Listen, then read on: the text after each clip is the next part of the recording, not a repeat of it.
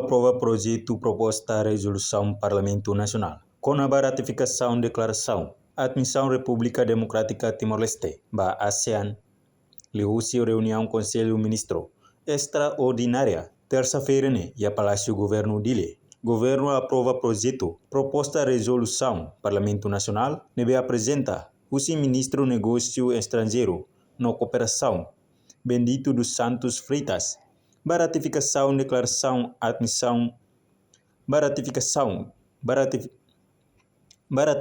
declaração admissão Timor-Leste Nian ba Associação Nação Sudeste Asiático proposta resolução idane ho intenção atu ratifica declaração com a admissão República Democrática Timor-Leste ba ASEAN nebe assina ia Malaysia ia lorong ruanulu resine fulang outubro tinane durante cerimônia adesão pleno Timor-Leste Nian ba organização regional idane enquanto representante a citação política os Estado-membro ASEAN com a inclusão Timor-Leste Nian no dar Estado-membro pleno direito tuir número hat artigo 9 usi Carta ASEAN nebe mak etapa essencial ida ba integração pleno Timor-Leste e a mecanismo no estrutura organização Nian.